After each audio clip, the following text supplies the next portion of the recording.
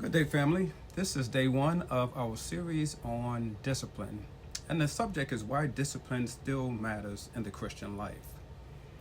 Let me begin with a very simple question, and the question is, does discipline still matter in the Christian life? In a world that values comfort and convenience and instant results, discipline can sound outdated, even unspiritual. For some, the word immediately brings to mind rigidity or legalism. But Scripture presents discipline not as a burden, but more as a gift. Today I want to talk about why discipline still matters for everyone and anyone who desires to follow Christ faithfully. For a scripture foundation, you and I should appreciate that the Apostle Paul writes in 1 Timothy 4, verses 7 and 8, "Exercise thyself rather unto godliness, for bodily exercise profiteth little, but godliness is profitable unto all things, having promise of the life that now is, and of that which is to come." I notice the language that Paul uses: exercise, training, intentional effort. Godliness does not develop accidentally. It requires purpose. So we find that the writer of Hebrews reinforces this truth in Hebrews chapter 12 and verse number 11, where he says, "Now no chastening for the present seemeth to be joyous, but grievous. Nevertheless, afterward it yieldeth the peaceable fruit of righteousness unto them which are exercised thereby." Discipline is not pleasant in the moment, but it is productive.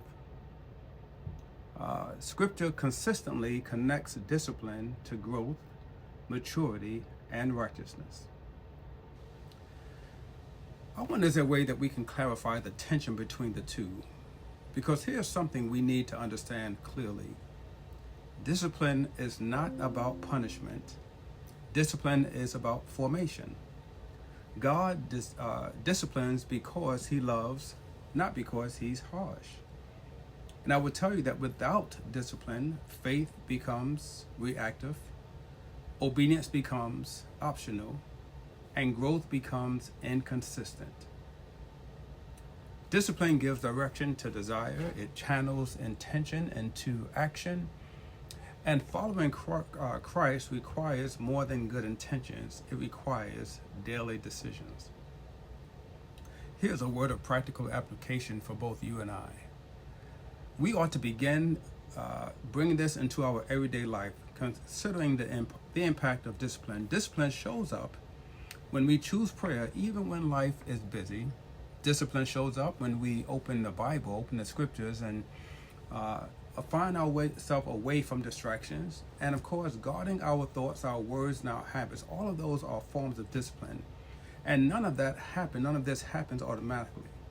Spiritual growth requires structure, not to control us, but to support us.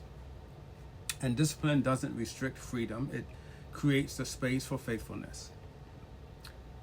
Let me see if I can wrap this video up. If discipline feels difficult right now, that doesn't mean you're failing. It means you're being formed. God uses discipline to shape character, strengthen faith, and prepare us to endure.